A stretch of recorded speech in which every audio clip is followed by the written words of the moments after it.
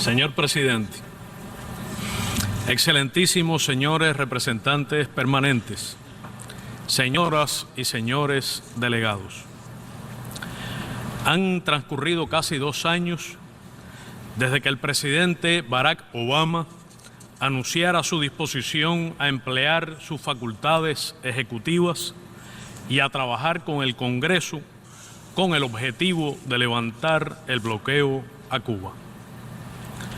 En este periodo se produjo el regreso de los 3 luchadores antiterroristas cubanos, la eliminación de la injustificable inclusión de Cuba en la llamada lista de estados patrocinadores del terrorismo internacional, el restablecimiento de las relaciones diplomáticas y la reapertura de embajadas en las respectivas capitales, la visita a La Habana del presidente de los Estados Unidos, del secretario de Estado y otros miembros del gabinete, junto a decenas de senadores, representantes y personalidades de amplios sectores.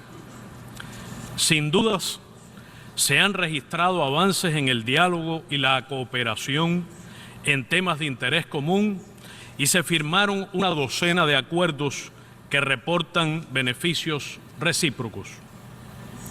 Ahora acaba de anunciarse el voto de los Estados Unidos en abstención sobre este proyecto de resolución. Sin embargo, el bloqueo económico, comercial y financiero persiste, provoca daños al pueblo cubano y obstaculiza el desarrollo económico del país. Por su marcado carácter extraterritorial, el bloqueo también afecta directamente a todos los Estados miembros de las Naciones Unidas. El mandatario estadounidense y otros altos funcionarios lo han calificado de obsoleto, inútil para hacer avanzar los intereses estadounidenses, fallido, sin sentido, inviable, de ser una carga para los ciudadanos, dañar al pueblo cubano, provocar aislamiento a Estados Unidos y el llamado a que sea levantado. Ha tomado 24 años la rectificación del voto en solitario de los Estados Unidos de América en esta sala.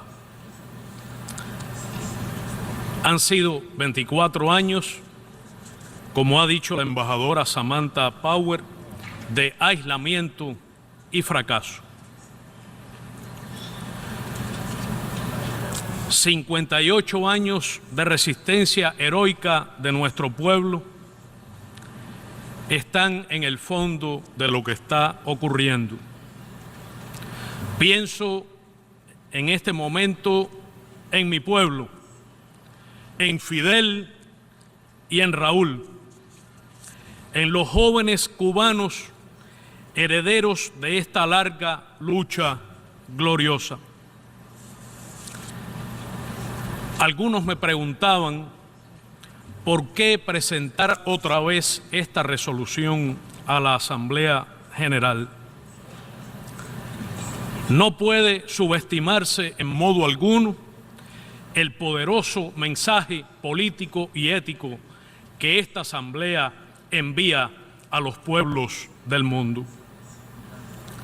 La verdad siempre termina por abrirse paso. La justicia termina por imponerse.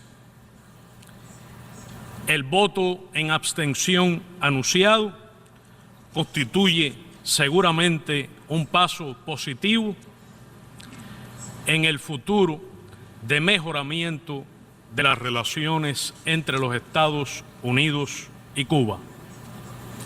Agradezco las palabras y los esfuerzos de la embajadora Samantha Power.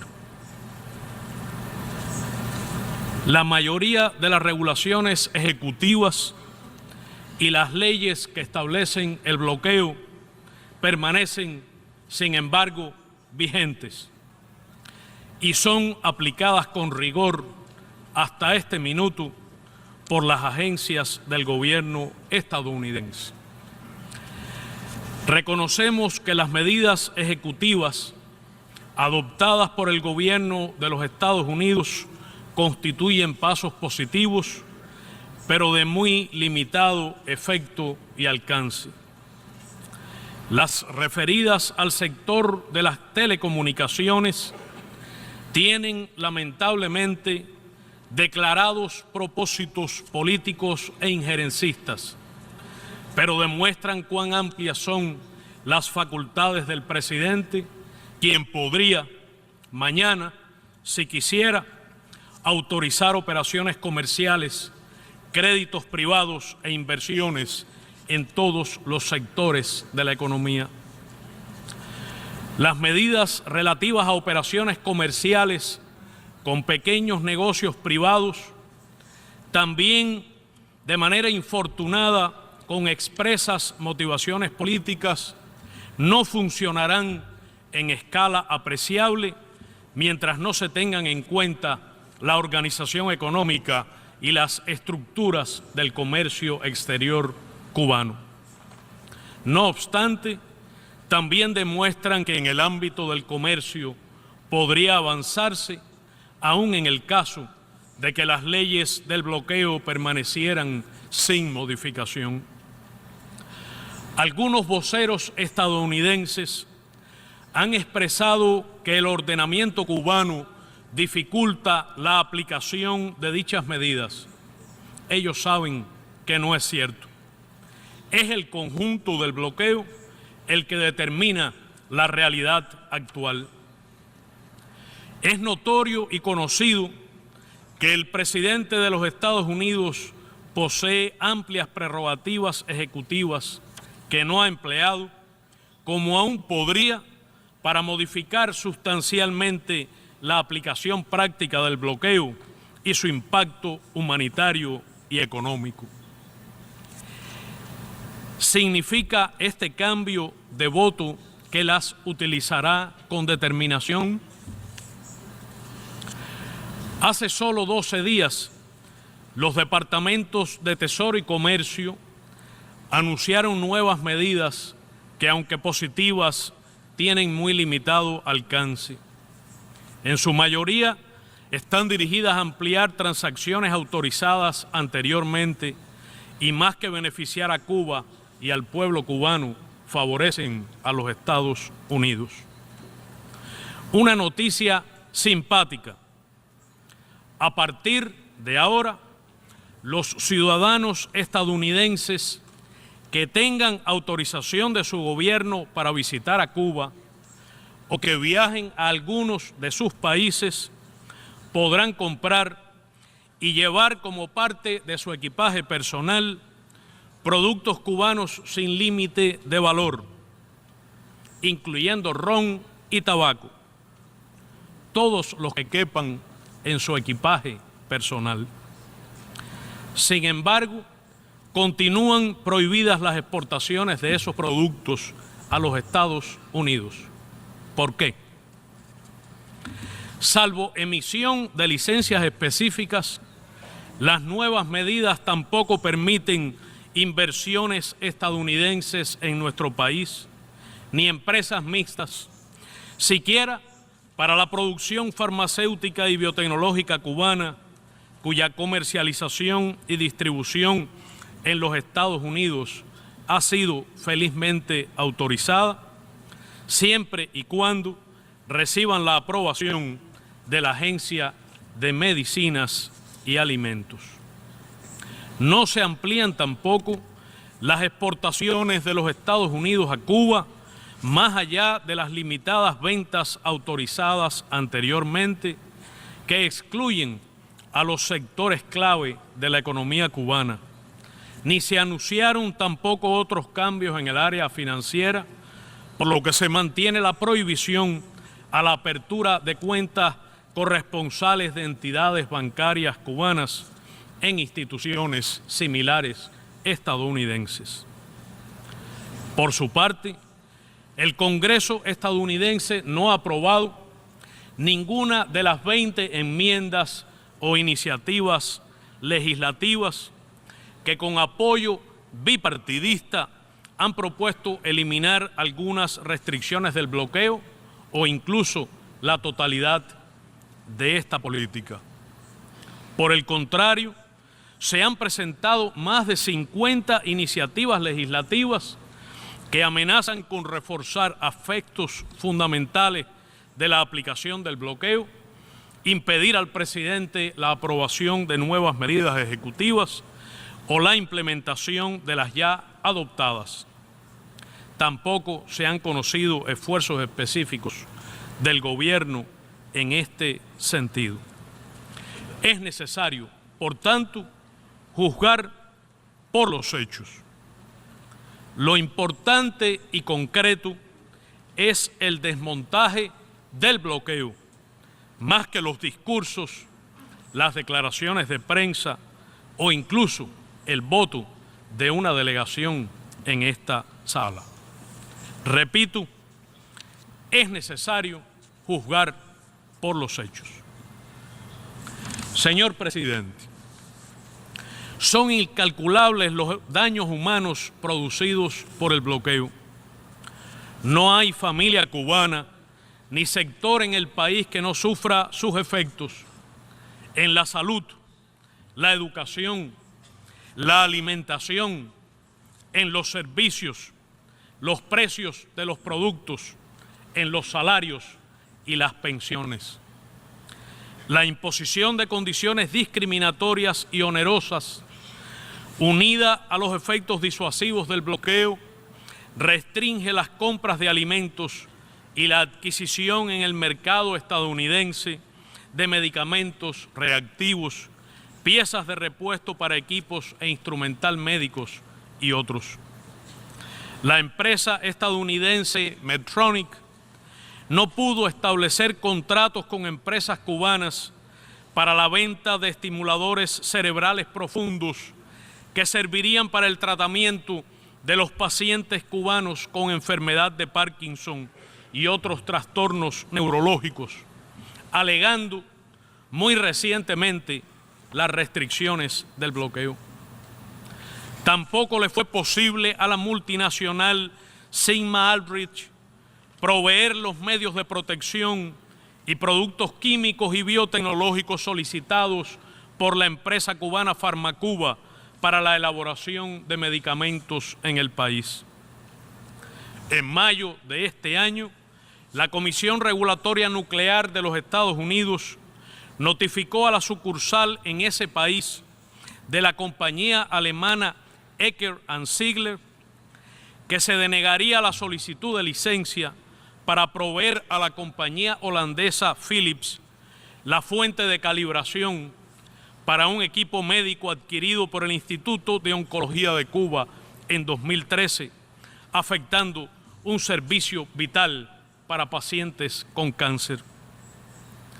El pasado 26 de septiembre, el proveedor italiano de equipos médicos Emildue notificó a la empresa cubana Medicuba que la compañía estadounidense Boston Scientific Corporation se negaba a venderle un generador de radiofrecuencia marca Casmen para el diagnóstico de cáncer.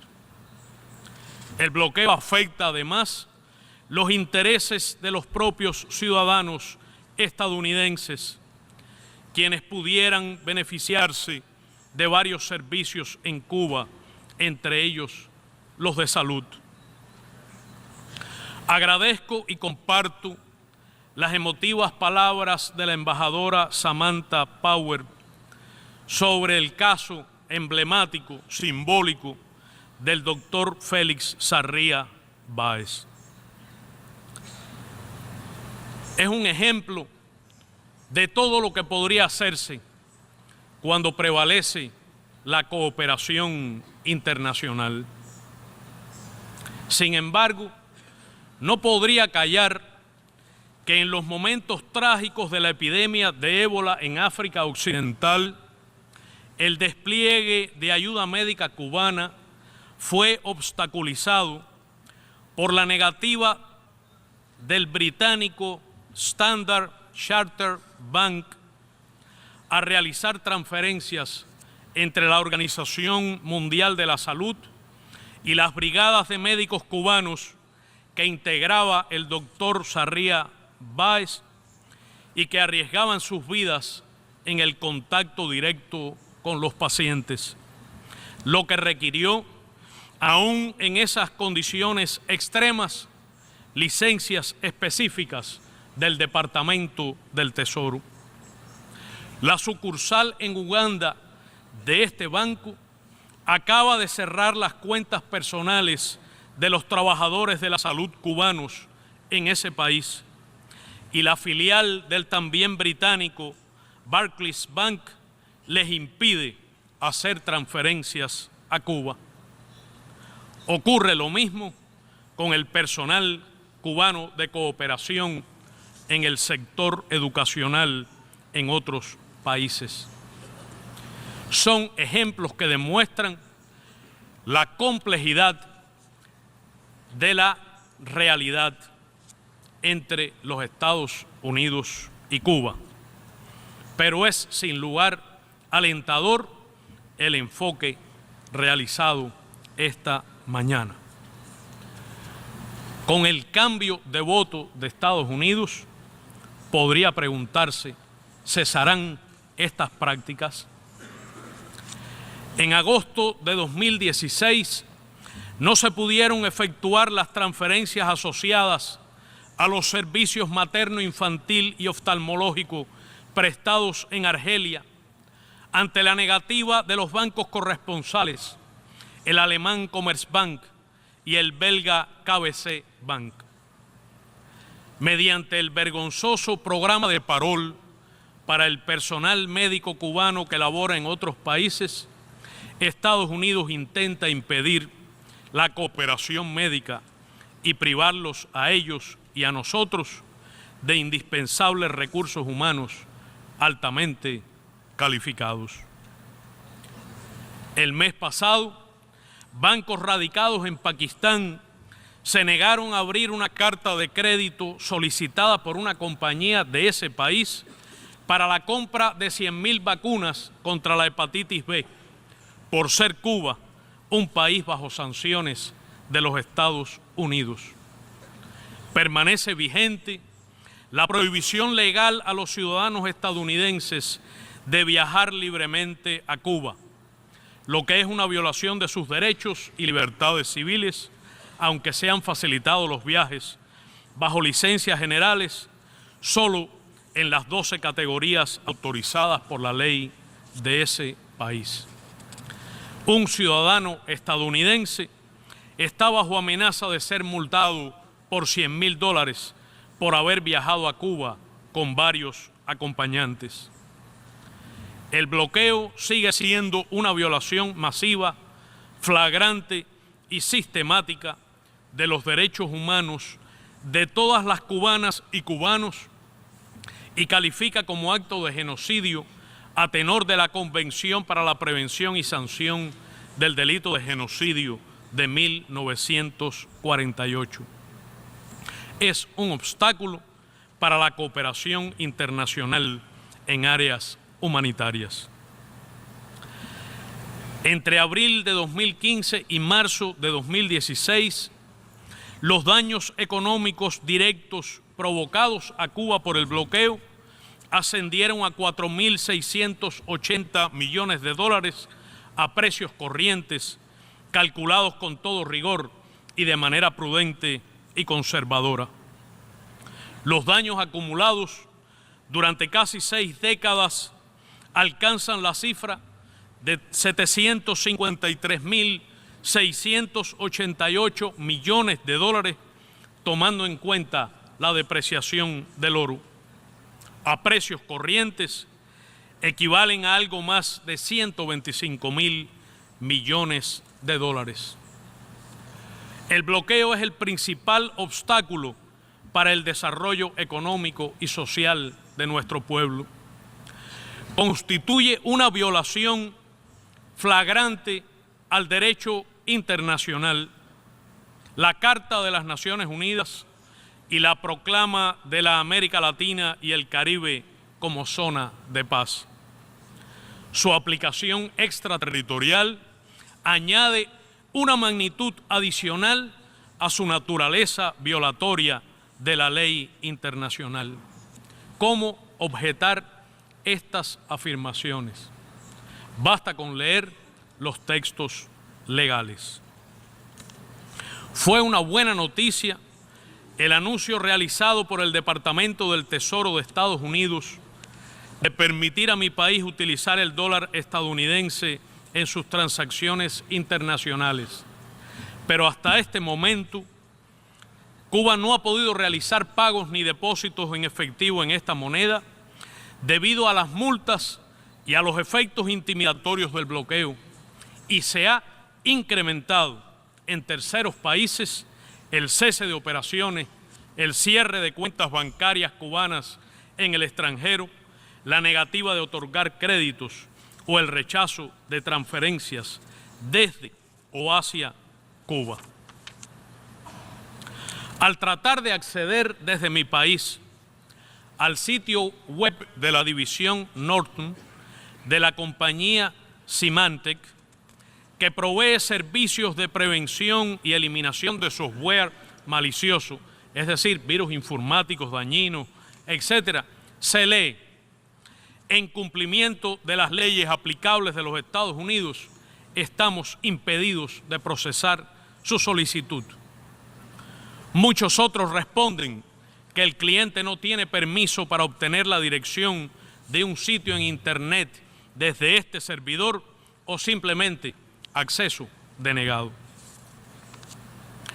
Otras causas, además del bloqueo, determinan nuestras dificultades económicas, como el injusto orden económico internacional, la crisis global, las deformaciones históricas y debilidades estructurales provocadas por el subdesarrollo, la alta dependencia de las importaciones energéticas y alimentarias, los efectos del cambio climático y los desastres naturales, y también, no lo disimulamos en lo absoluto, nuestros propios errores. Pueblo y gobierno luchamos arduamente para superar esta realidad. Señor presidente, el 17 de abril de 2016, el presidente Raúl Castro Ruz expresó: tenemos la voluntad de desarrollar un diálogo respetuoso y construir un nuevo tipo de relación con los Estados Unidos como la que nunca ha existido entre ambos países, porque estamos convencidos de que ello solo puede reportar beneficios mutuos. Y el pasado 17 de diciembre, hace pocos días, añadió: ratificamos la voluntad de sostener relaciones de convivencia civilizada con los Estados Unidos, pero Cuba no va a renunciar ni a uno solo de sus principios, ni a realizar concesiones inherentes a su soberanía e independencia. Fin de la cita. Históricamente, el gobierno de los Estados Unidos se propuso primero la anexión de Cuba y, en su defecto, ejercer su dominación sobre ella. Al triunfar la Revolución Cubana, se formuló el propósito, y cito, de provocar el desengaño y el desaliento mediante la insatisfacción económica y la penuria, negándole a Cuba dinero y suministros con el fin de reducir los salarios nominales y reales, con el objetivo de provocar hambre, desesperación y el derrocamiento del gobierno. La Directiva Presidencial de Política, publicada ahora el pasado 14 de octubre, a la vez que afirma que el gobierno de los Estados Unidos reconoce la soberanía y autodeterminación de Cuba y que corresponde al pueblo cubano tomar sus propias decisiones sobre su futuro, no oculta en su lenguaje engañoso el propósito de alterar el orden constitucional y promover cambios en el sistema económico, político, social y cultural de Cuba, ni esconde la intención de continuar desarrollando programas injerencistas que responden a los intereses de los Estados Unidos, ni el intento de involucrar en ellos a sectores de la sociedad cubana. Dice en la directiva que no buscarán un cambio de régimen en Cuba, pero confiesa, y cito, que los Estados Unidos apoyaremos a la emergente sociedad civil en Cuba y alentaremos a los socios y a los actores no gubernamentales a sumarse a nosotros en abogar a favor de las reformas. Dice, mientras los Estados Unidos mantenemos nuestro compromiso de apoyo a los activistas democráticos, también participaremos con líderes comunitarios, blogueros, activistas y otros líderes en temas sociales que puedan contribuir al diálogo interno en Cuba sobre la participación cívica. Sigue diciendo la directiva, los Estados Unidos mantendremos nuestros programas de democracia y radiodifusión, mientras que protegeremos nuestros intereses y valores, tales como la base naval de Guantánamo. El gobierno de los Estados Unidos, dice, no tiene intención de modificar el tratado de arrendamiento vigente y otras disposiciones relacionadas. Al presentar la directiva, se declaró, y cito, no podemos quedarnos sentados a esperar que Cuba cambie sin involucrarnos. La directiva reclama que Cuba, y cito, se mantiene en deuda con el gobierno de los Estados Unidos respecto a deudas bilaterales contraídas antes de la Revolución Cubana. ¿Acaso pretenden que la Revolución Cubana pague las deudas de la dictadura sangrienta de Fulgencio Batista? Debieran entender que ya somos libres, precisamente porque en 1959 nos liberamos del imperialismo estadounidense y de la dictadura impuesta por esta. A la iniciativa para una nueva Cuba de George W. Bush del 19 de mayo de 2002, que pretendió condicionar una flexibilización de las prohibiciones en vigor aún vigentes sobre los viajes y el comercio, a la realización de cambios políticos y económicos internos, los cubanos respondieron el 26 de junio de ese año con 8 millones de firmas en respaldo a la enmienda constitucional que hace parte de la Constitución de la República de Cuba, que proclama el carácter irrevocable del socialismo en nuestro país. Sería provechoso reconocer que cambiar a Cuba es solo asunto soberano de los cubanos y que Cuba es un país verdaderamente independiente. Lo es porque ganó su independencia por sí mismo y ha sabido y sabrá defenderla al precio de los mayores sacrificios y riesgos. Debieran saber que nuestro pueblo conquistó el poder, se empoderó a sí mismo hace tiempo y cotidianamente ejerce el poder soberano, el poder popular. Solo eso explica que estemos aquí esta mañana. Estamos orgullosos de nuestra historia y de nuestra cultura, que son el tesoro más preciado. No olvidaremos jamás el pasado, porque es la forma de no regresar nunca a él. Ya decidimos nuestro camino al futuro y sabemos que es largo y difícil, pero no nos desviaremos de él por ingenuidad, por cantos de sirenas, ni por error. No hay fuerza en el mundo que pueda obligarnos a ello. Hemos convertido en realidades muchos sueños propios y también comunes a otros pueblos. Y estamos llenos de sueños por construir, pero son los nuestros. No necesitamos sueños ajenos a nuestra cultura ni a nuestra historia. Por y para los jóvenes se ha hecho y se hace cotidianamente la Revolución Cubana. Los jóvenes cubanos, que se parecen tanto a su época, son tan patriotas y antiimperialistas como sus padres y abuelos. Tenemos y defenderemos nuestros propios valores y símbolos que iremos enriqueciendo, pero serán siempre cubanos. No los cambiaremos por otros extraños. Lucharemos por construir una nación soberana, independiente, socialista, democrática, próspera y sostenible. No volveremos al capitalismo.